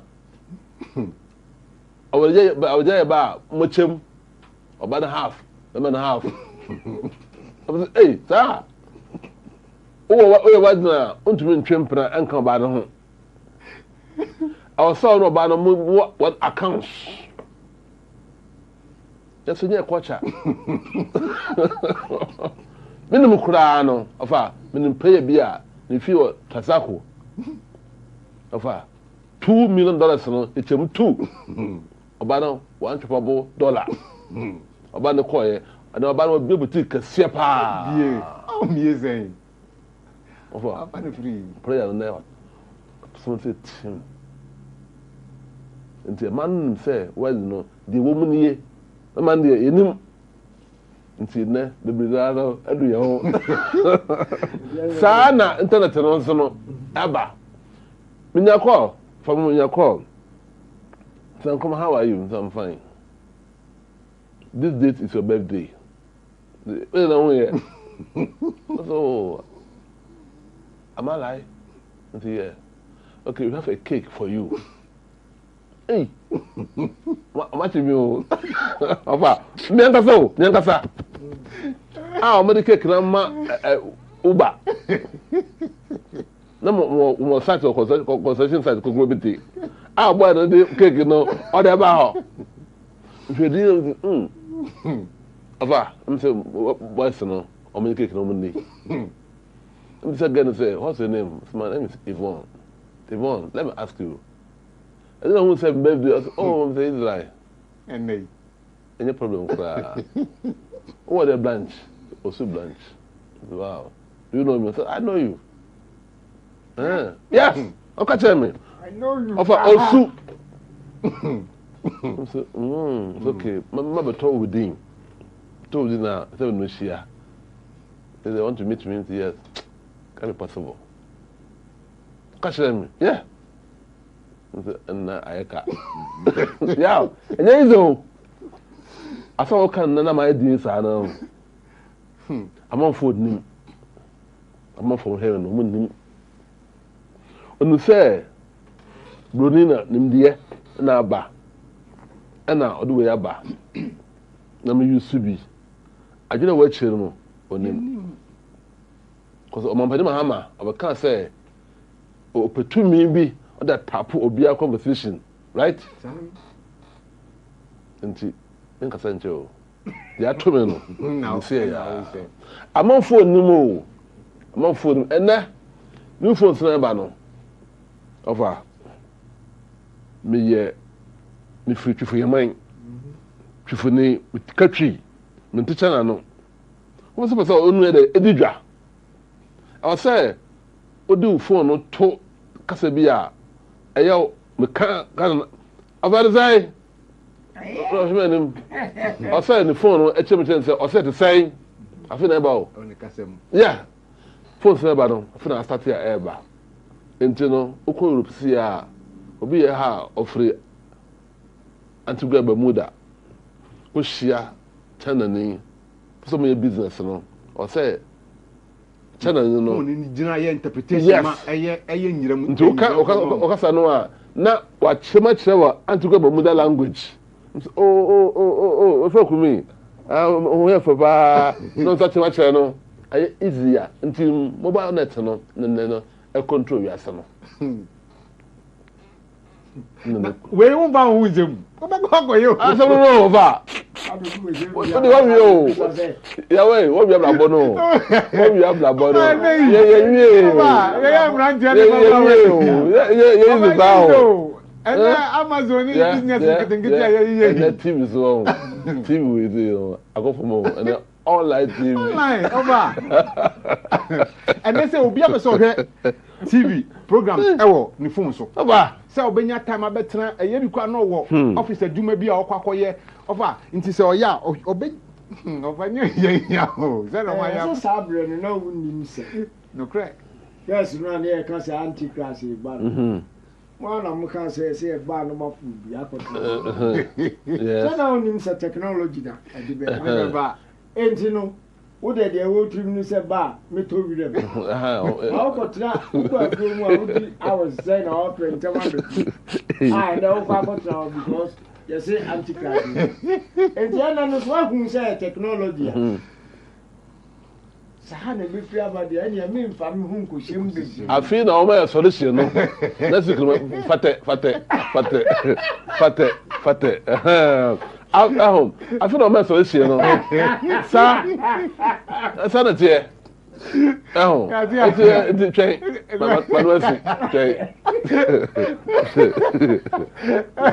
Yo, I was that baby. What's the way? Maybe yeah, that's it. Solution oh, solution. I was for Ghana mine. I Ghana this year. Offer solution go check black pennies on for next week. Ha. Internet no send baby omo di ba no say adu no dimension na no din na send o maye no ene we ya branch we ya baba wa ene we ya dwumadie na no dodo na no akoye sa hono e pema hono e wedding bia ena ware nyina ho enti madam Roma offer say solution no munye too careful to send new version here very mama yenhwe send ye di ehunrom okay am say bra panyi ade ne di aba MCR pamcho mama yenko abusuafo no eho na ne sa no me fa YouTube messages kakra I say we Emmanuel Asifu I like the truth and I say I like the truth and the truth will set me. Okay, the truth will set me free from the force. Okay. So line we say mama mon frère, ye pa mo line na mo be frère no, ye de beto so e no mo de to so no. I say good soul. And na I say why is it that they never want to maintain their natural identity but rather change everything about nature? Okay. Also they are with the abandon good soul na understand their ba. I say, whilst destroying nature, they created more catastrophe. Nature has always been fair. They will reap what they are sowing in several ways. Yo, okay, nature and I didn't good so and I didn't the abbey. Where na Kofi? Hello, we didn't fakwa Ofrefi. Hello. Yeah, shalom. Yes, you. Yes, you. Yes, I'm a city. Last week, like to print a young and very good. I'm not being a natural now. The mission will be the mission will be or mamma in the beginning, Jansa, any in the chair and Congo more than a multiple chair. The master of the beginning chair. That church is that inside Ninko say now. Yo, yes, so that's it. We are asleep. But our legs are outside, as the account people will say. Let's wake up as people and fight against this system. Okay. We are Nana Kofi and Adene Diaba. Nana Kofi Sunday. Our hello, didn't you for our Frefi? Yo, we pass on yet. Yo.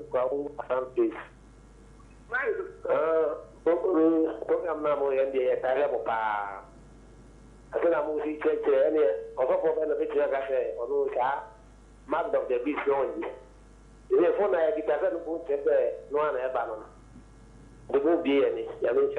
Yo, Yate, we say, our freedom has been taken, Lord of mercy. But people will still think we are free to go. Okay. Nana Kufia Sandy Biaba. Hello, didn't Fakwa Ufrefi? Hello, good afternoon. Good afternoon. Me pacho friend me help. Yo. Me pacho yet you. Metro for Pokone and Pennyfo. Yo, yeah, that's it. The American say, Master now, Job chapter 12, verse 12. Okay. Or see, and correctly move and answer a war. Now, Ninche, the Mongunumu, and sad Job was sent now, Kayano. Of a Poku program, a dirty. I'm going to say, Ninche, Mongunumu, Papa and answer with the team. Or will be a power of the bed Ghana for Ghana for Mr.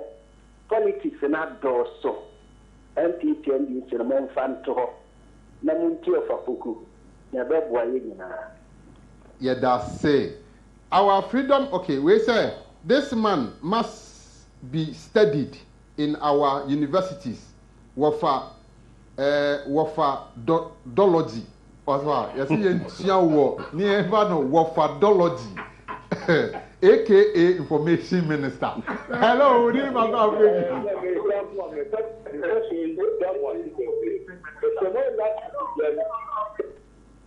okay.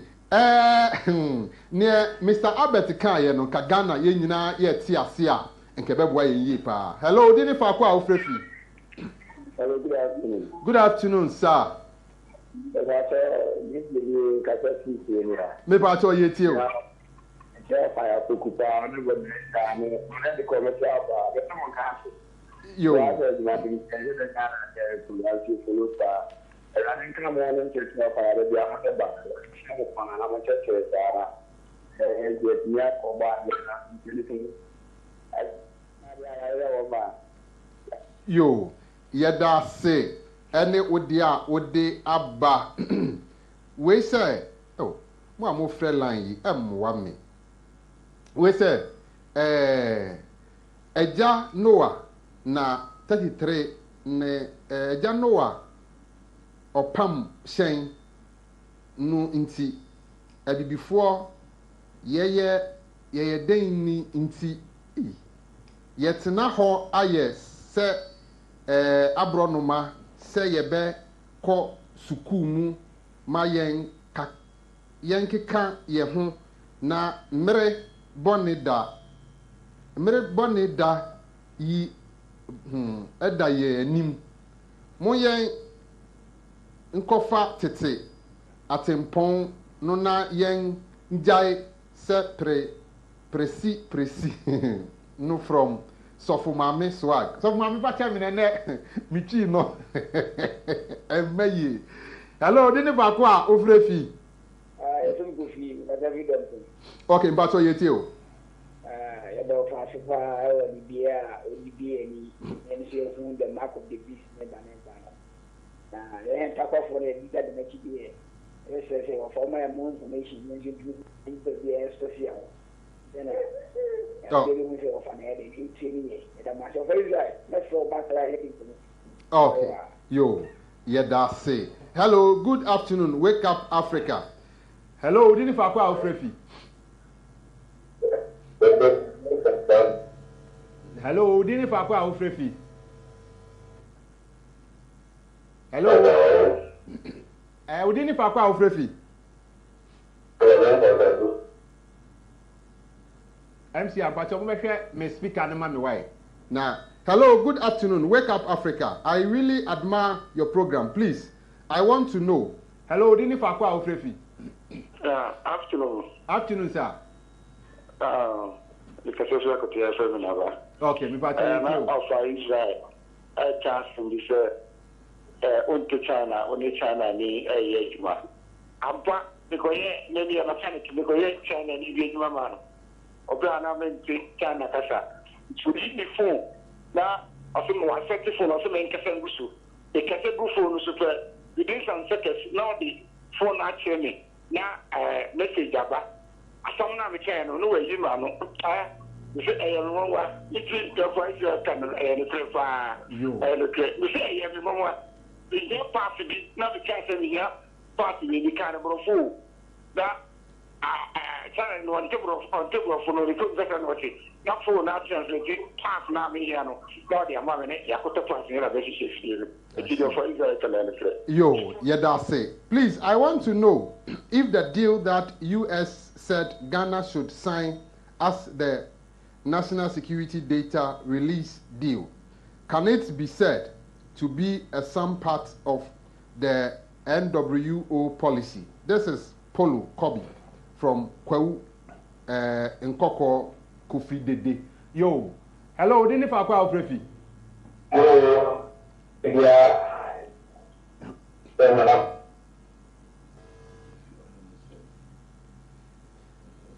I'll say, tell us.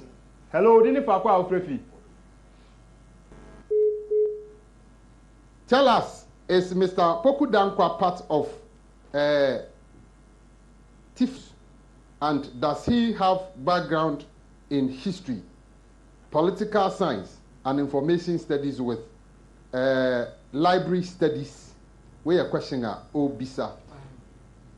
One funny thing, ba. Hello, Udini Fakwa Ofrefi. Hello? Yeah, Udini Fakwa Ofrefi. We can definitely make it with the guy. About your yetio. You're very young. Yetio. But I can make my family.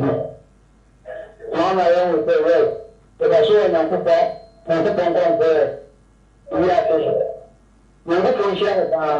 Yo. I will say, I'm going to be a more aggressive. And the Japan is yes, that's it. MCR, me speaker no ano den pa o. Ofa Poku Dankwa onka ene sahijiu fo bia ho. Eno ye one ade a o pese wo hu a. Ena say our background on history, political science and information studies with library studies, you know. History dey say wonim say papa yi or the mouth back to back. Over minim say owie KNUST, but say or political science and na say we there the pacho eno minim ntie bia next week of abeyi wa no e was sa information we hu. Okay. Okay, please we say good afternoon. You people are trying papa Wafaya Poku Dankwa, all-time best teacher. I'm proud of you all the time. Ata Kojo Buahine from Apeu, Wawase, near Suhum. Okay, near Ono Ediba no. This is strange. Why should God allow such evil men to live? How can we walk out of this? I am grateful to you for opening my eyes on to know how to make a choice. Thank you very much. Set from Asin Insuta. Okay. Set there or de abanono. Hey! Offer. There is secret behind the word, oh. But please, kindly let us know everything why. Please add me to the group. Kofi Bibieni. Okay. We say, thank you, Father. We want more. Expose them all. Okay. One funny din anka home. We say, please. You done well. My mobile send send Da Costa from Wawase. We also, but message Da Costa anka de send bi mu a anka ebebua ye pa isan say enye clear. Bravo, excellent summary of last week's presentation from Nanabuafo Edwiso. Ya bless you. Hey, okay. Yeah, or no so canon. Good afternoon, Wafa. I am watching you from Kede. My name is Kwamichi. Okay. Ebia na open chechiremu bi. Open ensembisa bi. Yanu bi. Ensembia ofa achechiremu ana yaka wo platform yi so fidie yi so onti ase chire wadwene open chechiremu a frɛ number we number no 0244 686557 0244 686557 sanso so ena ye momo line no mepamcho momfa ento so emfa mayen momo line no MC amfa ento so mfa mame wada Roma onim say yes kwanchan de efe momo line no ena da so no 0245 070164 0245 070164 pacho kwanchan de efe ni nyina ye de sika ena eye na wonsom ene nipa ɛno nti yɛto nsa de frɛ obi biara sɛ fidie nso a yɛtena no yɛntena ne kɛkɛ sɛ ɛbɛyɛ akwasiɛ da biara no mpanyinfoɔ bɛtumi atena fidie so na dwumadie sɛ yi ɔmatumi de asom kwasiɛ da biara ɛne memem da biara no wada roma ɛno nti ne yɛmomo line no ɛwɔ hɔ no kakra bia nso a odi gu mu a yɛbɛ abɛtena fidie yi so na yɛde waseda ama wo yɛmfa waseda ɛnni da biara da maka ne saa no saa nso so ɛna me ma waso ate woyɛ free the mind ni panyi biara a ɛyɛ memem da ɛwɔ yɛ anim yi 9th May ya memem da ɛwɔ yɛ anim ya 9 o'clock ka okudi woyɛ panyi nko a ukuta mpanyindie ɛwɔ free the mind mu a Ghana mantua ba bi a wo bia no ɛsɛsɛ memem da ɛwɔ yɛ anim yi 9 o'clock na yɛn nyinaa yɛhyiam ɛwɔ ka okudi wada Roma ɛno nti saa ɛna teɛ aha ɛna dwumadie no ɛma yɛ kwan ɛma yɛde bibia ba na wieyɛ mpanyinfo a menyom di dwuma ɛyɛ ɔfa yɛ opoku dankɔ a ɔno yɛ executive director de ma eku ɛfɛ no free the mind movement ɔne ne ba Israel Nkrumah saa mpanyinfo yi ana dwumadie no yɛtena ase me yɛde som wo medin ane Kofi Kumi baabi a wobɛhyia me bia wofrɛ me a mɛgye wo so ɔbɔ adeɛ de dom yɛ adasɛ na yɛbɛsɛ hyia makra mu nyinaa